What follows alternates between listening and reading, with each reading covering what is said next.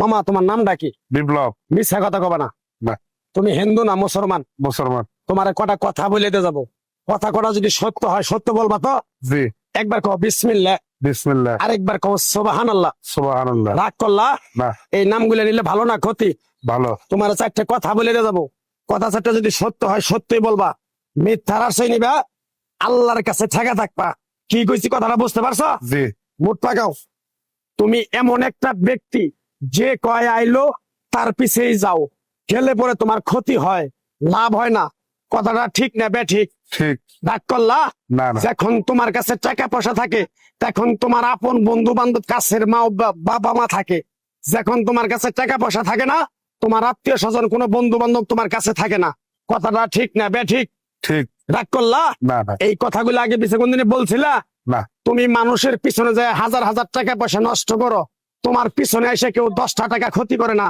কথাটা ঠিক না বে ঠিক? ঠিক ঠিক। আরেকবার কও বিসমিল্লাহ, বিসমিল্লাহ। আরেকবার কও সুবহানাল্লাহ। সুবহানাল্লাহ। বিশ্বাসে বস্তু মিলে তর্কে বহুদূর। তোমার যে কথাগুলো বলছি সত্য বলছি না মিথ্যা বলছি?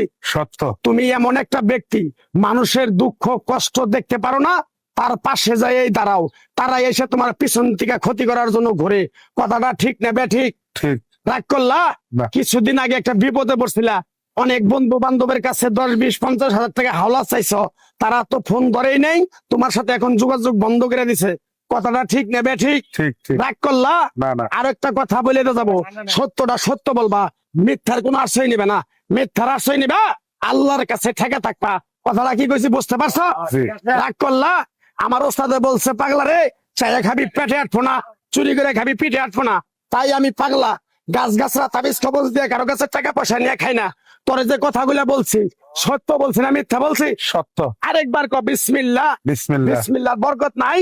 আছে। তুই মানুষের 10 টাকা দেস, যখন তুই টাকাটা চাইতে যাস তখন তোর সাথে মারামারি মন গালাগালি হয়। কথাটা ঠিক না বে ঠিক? ঠিক। রাগ করলি? না। আরেকবার ক বিসমিল্লাহ। বিসমিল্লাহ। আমার ওস্তাদের নিষেধ।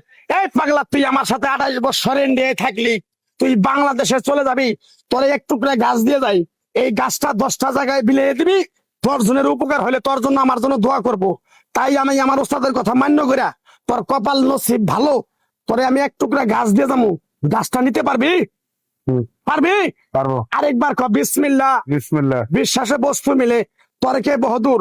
আমার ওস্তাদে বলছে, এই পাগলা, তোর মুখের কথা যদি কেউ বিশ্বাস না করে তার সাথে তুই কথা বলবি না। তাই আমি আমার ওস্তাদের কথা মান্য করে এই তাবিজ গাছ গাছরা দিয়া কারো কাছে টাকা পয়সা নিয়ে খাই না। তোর কাছ থেকে সামান্য কিছু টাকা নিয়ে আমি একসঙ্গে হোটেলে খামু, দিতে পারবি? পারবো। পারবি? পারবো। হাইট লাগবো না, তোর মনটা খুবই বড়। কেউ 50 টাকা চাইলে তোর 5,000 টাকা দিয়ে দেস। কথাটা কি করছি বুঝতে পারছ? জি। আরেকবার কবি বিসমিল্লাহ। বিসমিল্লাহ। বিসমিল্লাহ বলার সাথে সাথে তুই আমারে 500 টাকা দিবি, তোর এক টুকরা গাছ দিয়ে যাবো।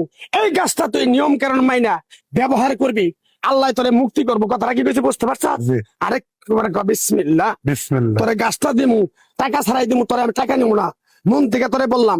গাছটা যদি দেওয়ার পরে তোর যদি উপকার হয়, মসজিদে তুই 20টা বন্দি কিনে দিতে পারবি? হ্যাঁ। পারবি? পারবো। আরেকবার কবি বিসমিল্লাহ। বিসমিল্লাহ। পিছন দিকে তাকাবি না, ডাইরেক্ট